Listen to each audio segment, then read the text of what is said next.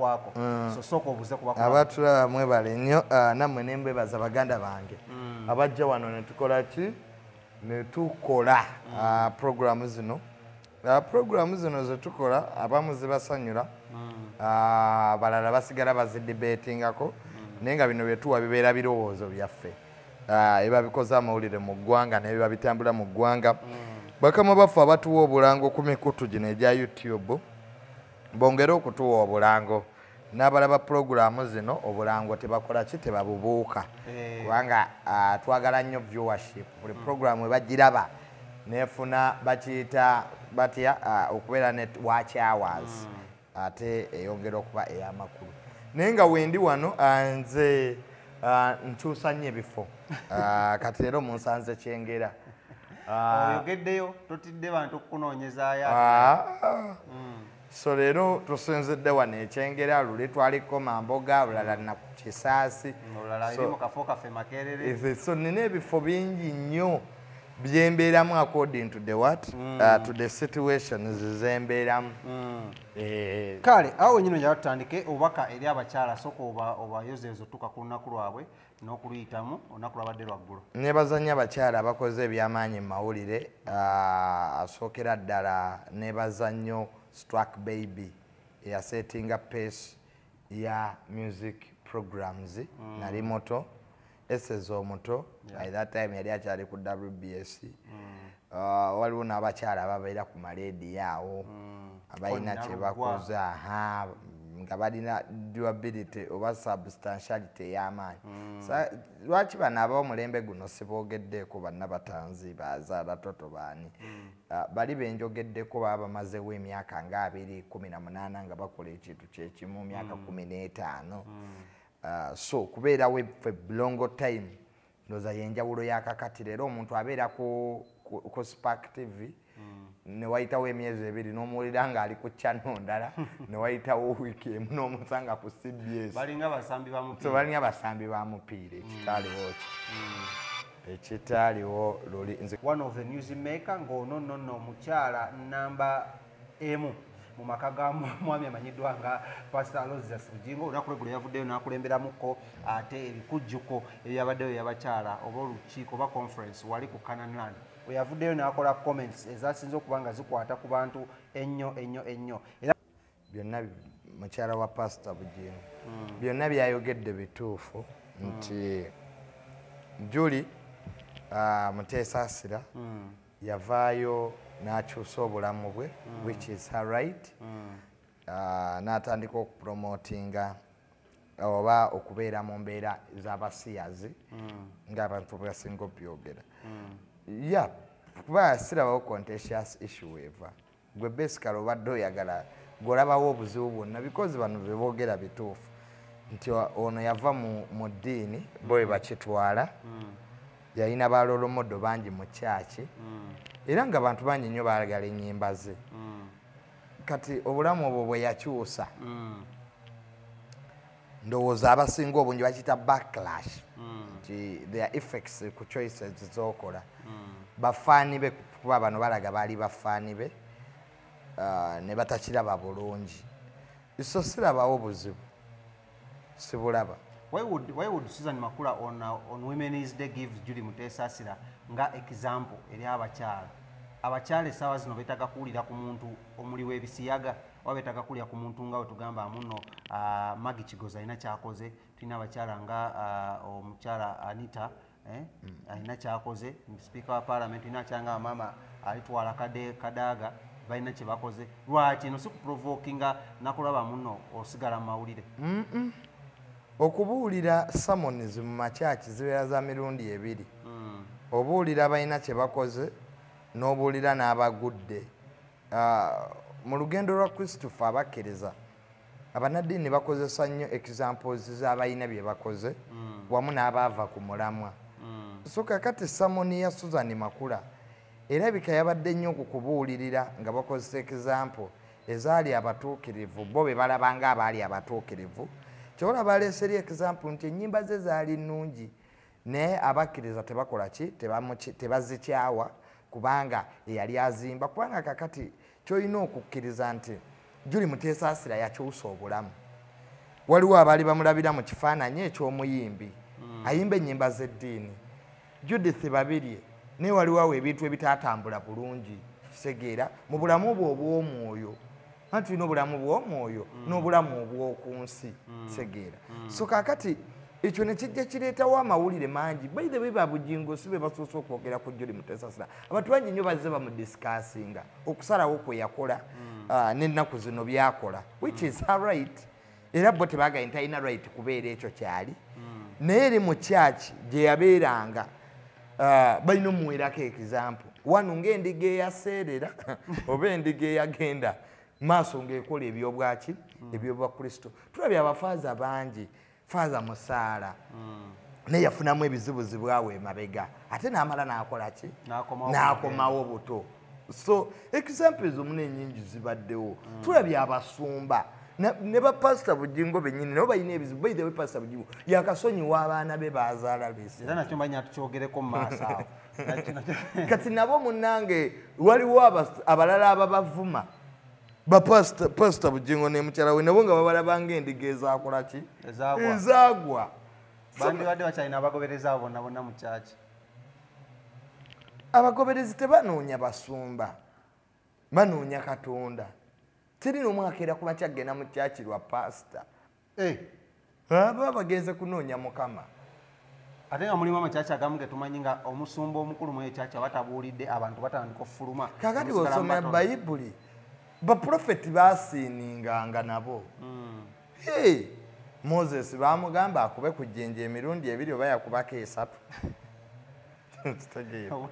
obutawuliriza tegeera Daudi yalina abakazi yes natta ne Basheba sorry nakomitinga Daudi ne Basheba tegeera kakati mune bantu fenna tusigalamu tuli baki bantu naye fenna era tuli boonoonyi so Suzan Makula okozesa summon okubuulira ku Julie Mutesasira ayinza okuba teyakikoze na intention mbi naye kisinziira buli omu walaba ebintu tegeera waliwo abajja omubuuzi of all names lwaki walonze that's provocation lwaki oba ombuulirako ku choice ezange zennateekinga ate nga tolina simu ya Katonda manyi waliwo abeefuula baganda ba Katonda yamukubidde kasimu n'amulaga aboonoonyi naye nga ate nabo n'ebingi nnyo ebigenda mu maaso mu bulamu bwabwe so kyenandisuubidde nti actually bonna boonoonyi bombi Suzan Makula soke ne Suzan Makula mwonoonyi atya anti obufumbo bwennyini bwalimu buli contentious up to now court egenda kupronouncing its judgment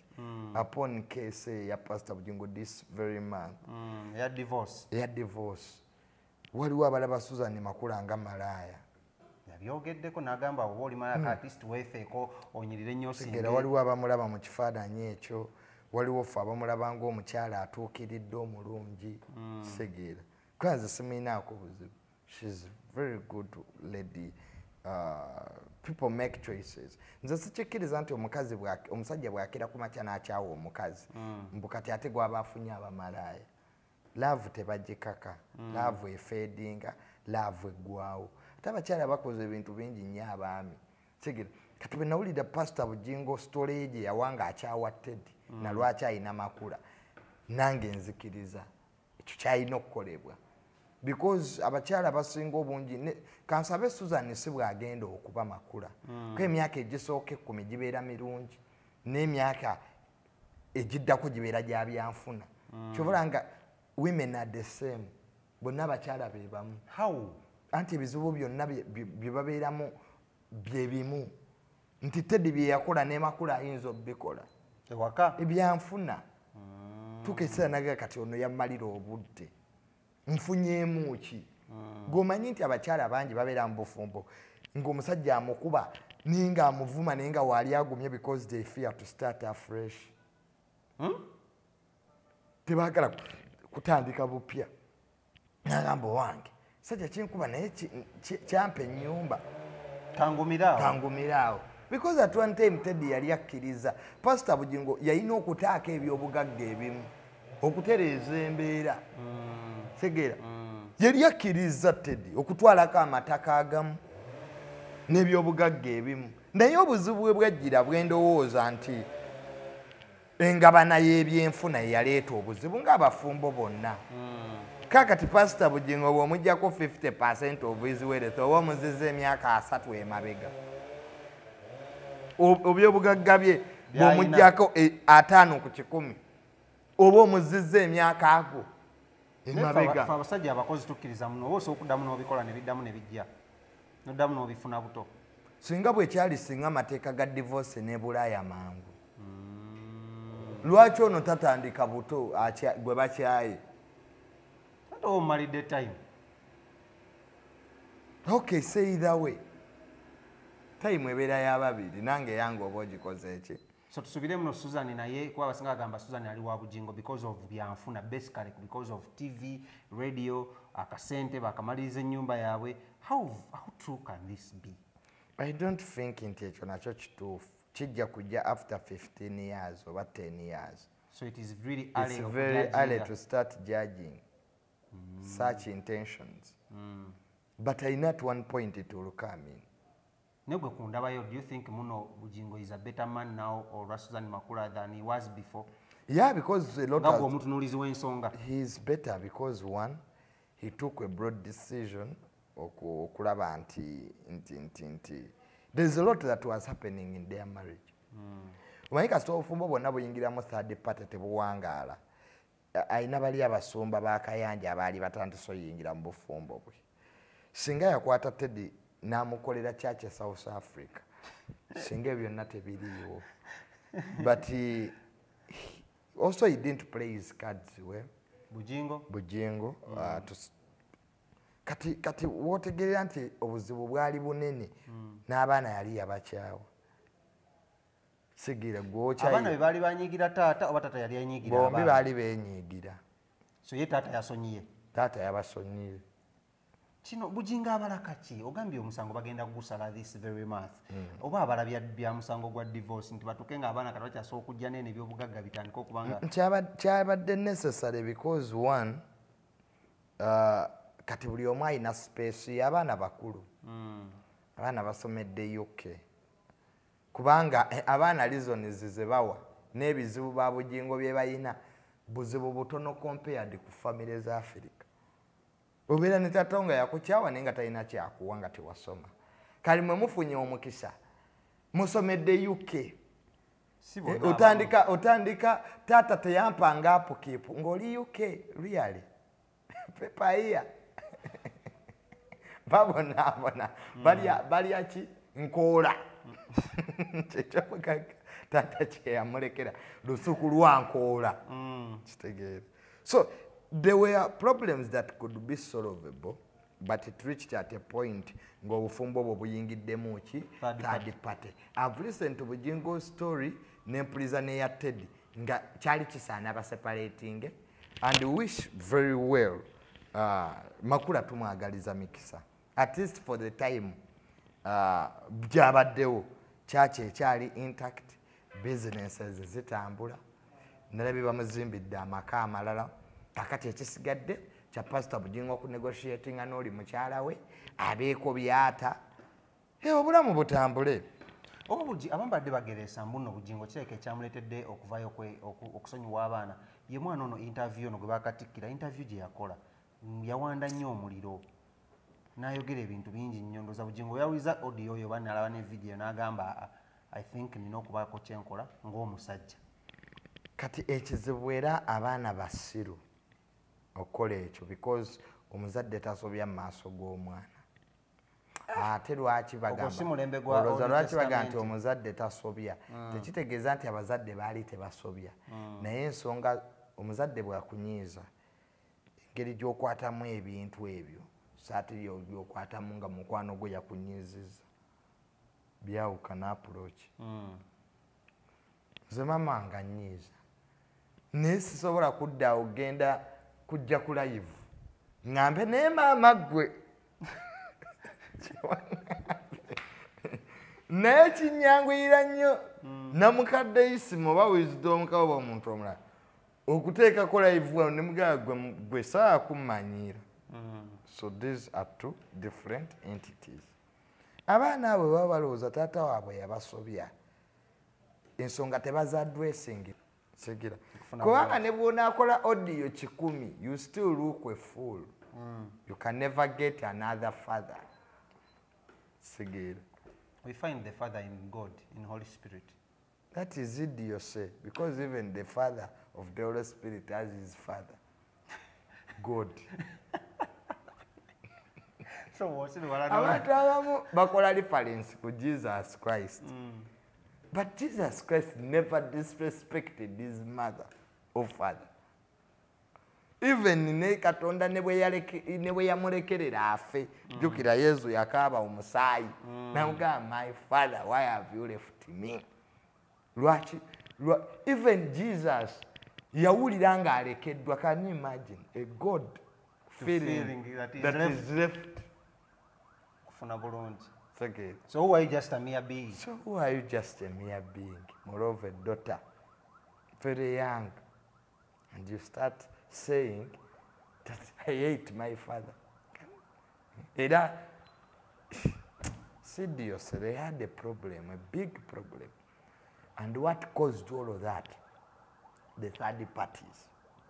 Do you think mama waina role yazanya mu kino ekintu kyokubanga abaana banyigira nnyo taata waabwe to that extent? Yeah. Oba taata okubanga anyigira abaana be to that extent? Yeah, abantu abakulu, when they fail to agree, the effects of their disagreements are felt by the people who are not involved directly, and those are the children.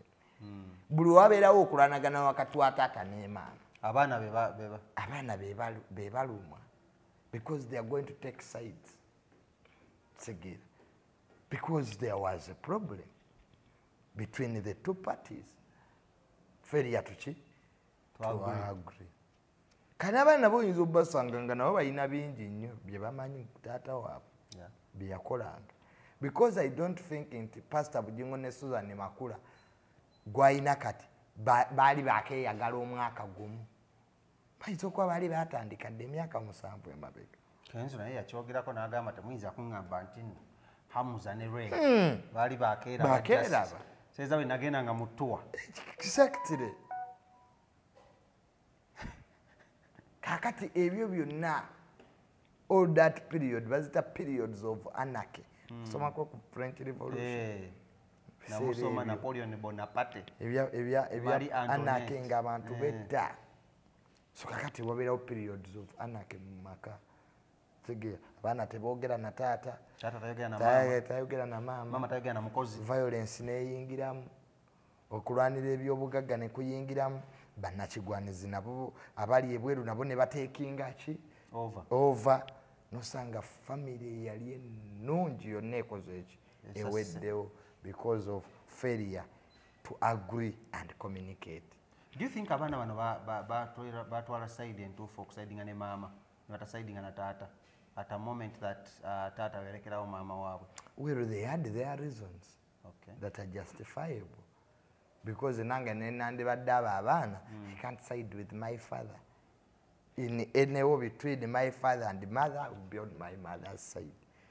Watatange mutuufu oba mukyamu segera. Because biological, kiri kya butonde. Always children side with their mother. Kyanga Bible egamba mama wo agamba ofe, kituufu ofe. Tegamba taata. Tegambangako taata. Bible teyeekubiramuko. Otegeera. Teyeekubiramuko. The bond between children and their mother is way hard than a father. Taata bazaala abaana bangi. Azaala eno n'azaala eri.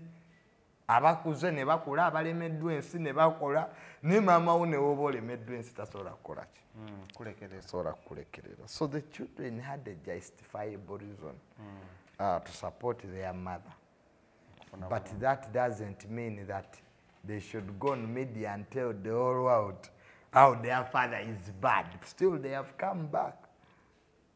Omanye ebintu bino kankubuulire, abantu bayomba enkya n'eggulu, but time heals everything. Tuyinza okuyomba nze nawe ng'olwali tetusobola kulabagana. Nate tuyinza okwesanga nga wayisewo ebbanga ne tunyumya mu ddakiika ago byonna ebyali bitutabudde ne tubimala. There and then.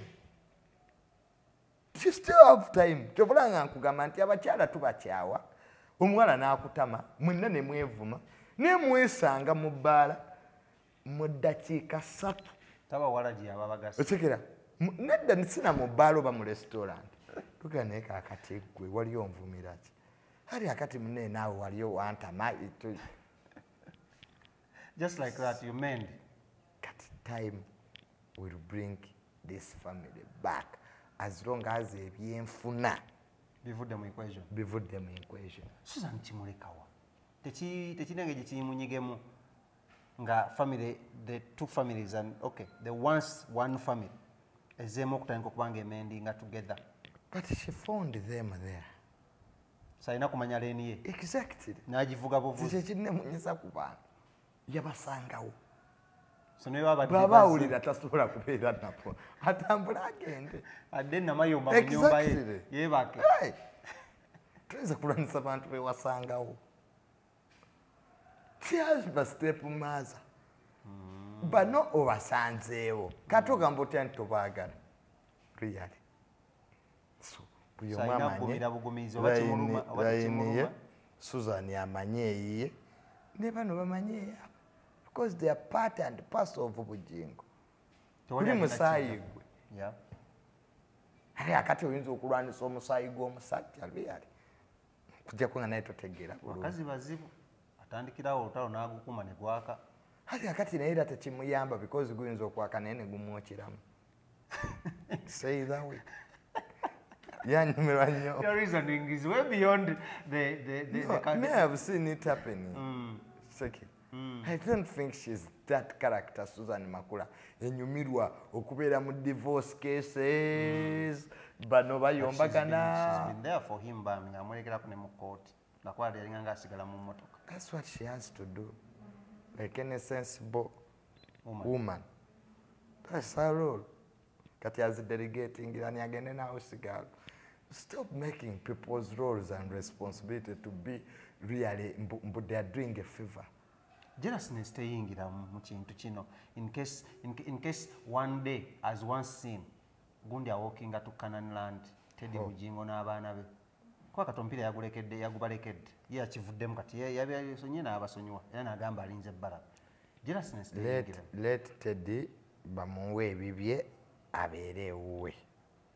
Things concerning of Canaan, Solot TV, Solot Media, ebyo si bibye. But the integration oba entandikwa y'ekintu kino baakitandika ne Teddy. Ogamba otya nti si okutandika tekikuwa bwannannyini. Nange n'abakwano bange munne babadde mu bulamu bwange emmotoka yange balabanga eyaabwe. Ne bagenda okuzuula. Nga yiyo okumperekerako ngula emmotoka oba essimu tekufuula nti iyo.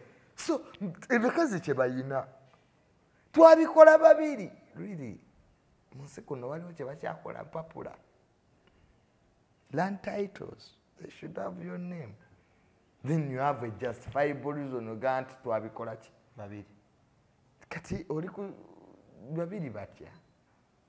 So to educated people out there because I know the money element ejja kujjamu mu bufumbo laavu ebeerawo n'ebbanga lituuka n'ogaana omusajja ono mukoze mukoyi mufunyeemu ki okay. Bwanta kati nfuna ki bonna abakazi babirowooza women are the same oba mbaawe minisita oba akolamu owino oba presidenti. That's why First Lady be batabangula amawanga Muka Mugabe kituuka essaawa nagaana naye kyakya kino kimugabe kigenda fa tusigadde wa. She start marketing herself as a president. Mama Kazamira Muka Kamuzubanda Imelda Marcos Philippine. These are all women who have brought empires down. Julius Caesar. Cleopatra yagala Julius Caesar. Because women are the same. Atuka ekisa n'agamba nfunyeemu naye sajja guno waliwo abakazi bangi bakoze obwamalaya ne bazimba amayumba zino omwala gwe manyi mukwano gwange osooka mmujjamu naga ngenda kukuwaako naye omusingi tegunnagwa. Nosoka nayo trip nga mukaaga. Awo naakuwa. Naafuna omulala. Namugamba. Nandikuwaddeko naye oloplate. Oloplate.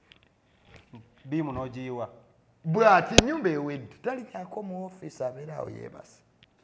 N'afunayo mala n'amugamba finishing kati Julie birungi. N'amugamba by the way Suzan used to play my songs era I used to take them to her kusort but I didn't know she was cohabiting with a married man. Just like she did not know my sexuality. Yes, true, I knew her, but we were not friends. Hope that answers the questions if she knew me or I knew her. It was a good reply. It was. She wasn't abusive. She emphasized obulamu bwe bujja okuba mpaka. Tegeera.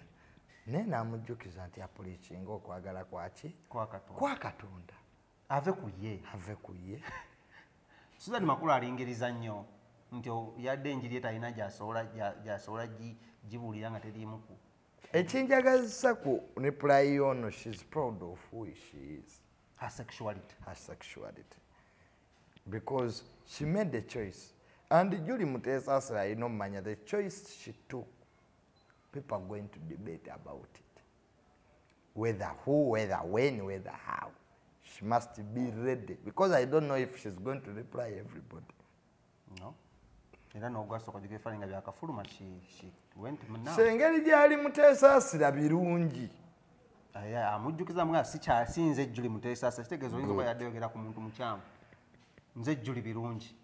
Abeere nga ye birungi nono naye Suzan. Abeere kwetya cohabiting with ekyo kyo yamukubyemu. Because cohabiting with a married man. And by the way it happened.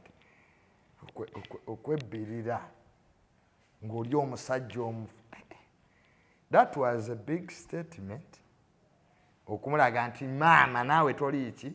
Toli mutuukirivu nga bw'okola ki? Nga bw'olowooza. Nga bw'olowooza. Wow, wow. Ekitegeeza statement za Julie Mutesasira. Yeah, she thought about the reply. The choice of the words show that there's some maturity in them.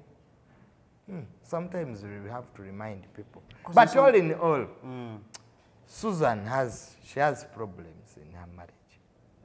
I think they are too big to occupy her. As this one is also very busy in taking care of Birungi. Their side. Not everybody be busy. Other people are too busy. Nobody busy. Suzan should not use that sermon again. For peace's sake. Because that's provocation. Why do you debate people's choices? Abantu nange bangi bazze wano bangamba Junior simanya mbombigula, simanya ndi musava, simanya ndi musiyazi. I told them it's my choice if I want to be. Serve your business. How can you be musiyazi? Ati bagamba mbu tubeere ba bisexual. Even if it is true or not, it's none of people's business. Era zituyinza kumpeerako someone. We are all sinners at one point. Buli omu alinawo kasitaani akato. Akamutambuliramu. So that's it. So many people are alleging that family ya Bujingo can't stand without amawulire. Buli kimu kye bakola kiri planned. They are targeting the media. Newankubadde bali mu media.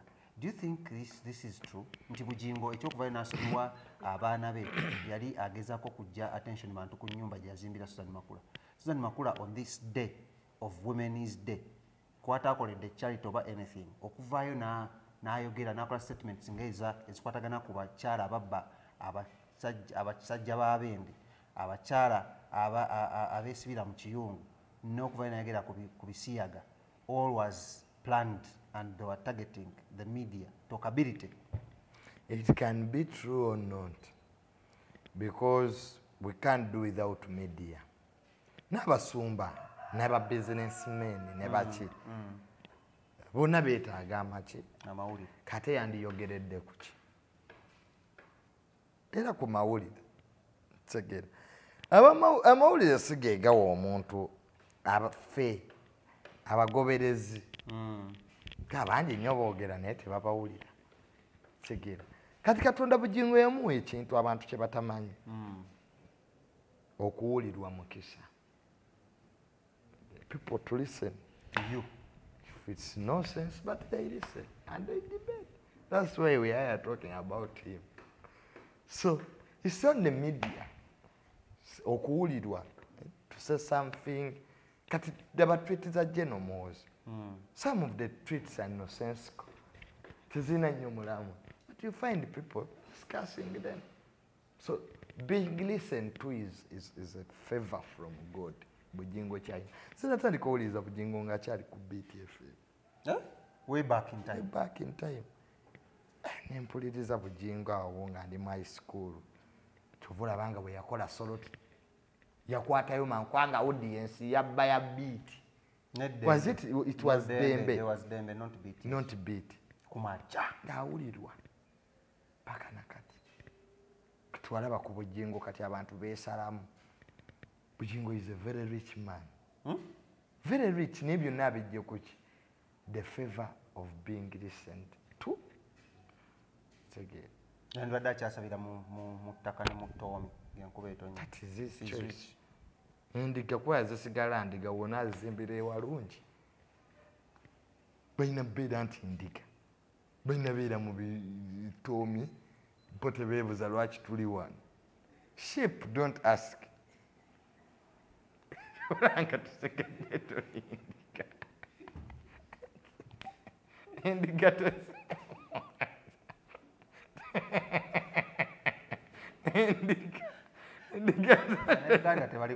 endiga zote zeebuuza nti naye pasito ono lwaki atadde wano ewakyafu naye pasito ono ye lwaki atambulira mu nnene lwaki tuwaayo ebiweebwayo endiga sheep don't ask zisigala zinyeenya mitwe oba enkuba etonnya n'ezigwerako nga weeziryawo bazigamba olomayiti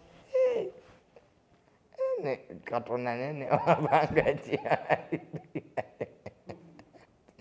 ayagala mbeera mbisooto so tobuuza byakuzimba lwaki pasita Bujingo tannaziba ku endiga zosigala ndiga ne bw'ozimbira ewalungi ne wezibeera they will still be sheep.